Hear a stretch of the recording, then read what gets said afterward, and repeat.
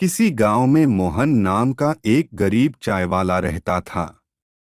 उसके घर में उसकी पत्नी मीरा और उसकी बेटी रीना रहते थे। मोहन गांव में ही चाय बेचता था, इसी से उसका तथा परिवार का खर्च मुश्किल से चल पाता था। शाम को मोहन जब घर लौटता तो रास्ते में एक नदी बहती थी जिसमें मछलियां रहती थीं। उन मछलियों को वह आटे की गोलियां खिलाया करता था। गरीबी के कारण मोहन अपनी बेटी रीना की स्कूल की फीस भी बड़ी मुश्किल से भर पाता था। एक दिन रीना स्कूल से रोते हुए घर आई। मोहन के पूछने पर उसने बताया कि आज उसकी टीचर ने स्कूल से उसका नाम काट दिया क्योंकि मोहन ने पैसों की कमी के कारण पिछले 3 महीनों से उसकी फीस नहीं भरी थी। अगले दिन मोहन चाय बेचने नहीं गया, बल्कि उदास मन से नदी किनारे जाकर बैठ गया और वहीं बैठकर मछलियों को दाना डालने लगा। जब वह वापस जाने लगा तो उस नदी से एक सुनहरी जलपरी निकली और मोहन से बोली कि क्या बात है मोहन, आज तुम उदास लग रहे हो। मोहन उस जलपरी को देखकर हैरान हो गया।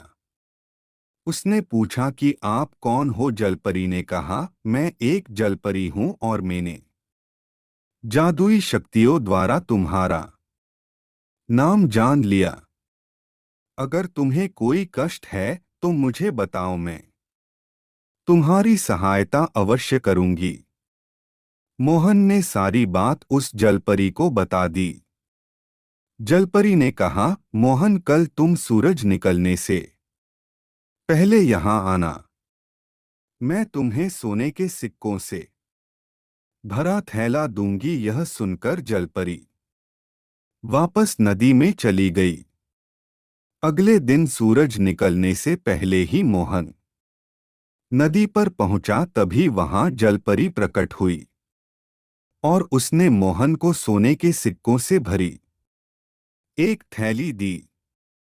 मोहन ने जलपरी को धन्यवाद दिया और मछलियों को दाना खिलाकर वापस अपने घर चल दिया तथा उस थैले को उसने एक सुनार को बेच दिया, जिससे उसे बहुत सारे पैसे मिले।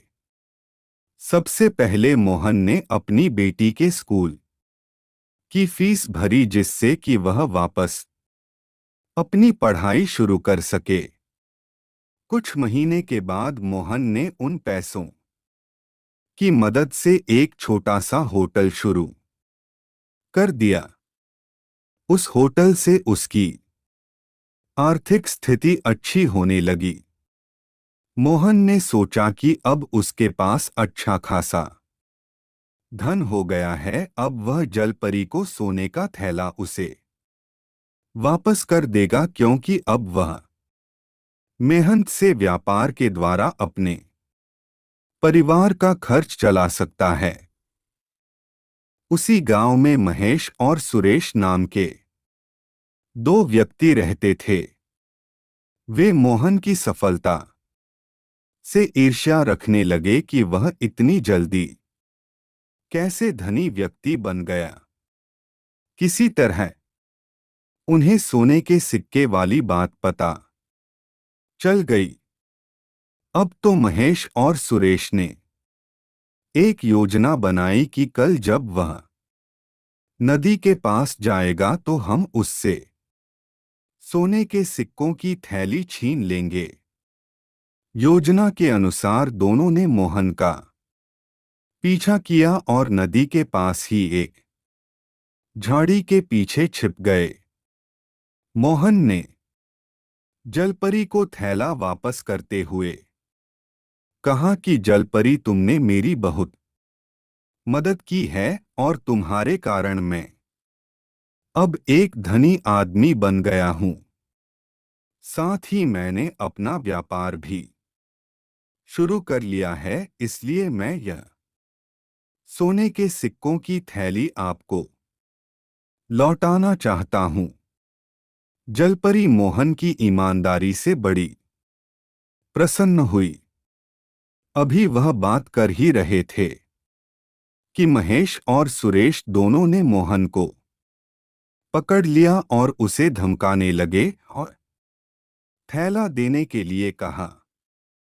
यह देखकर जलपरी ने अपनी छड़ी घुमाकर उन दोनों को बेहोश कर दिया।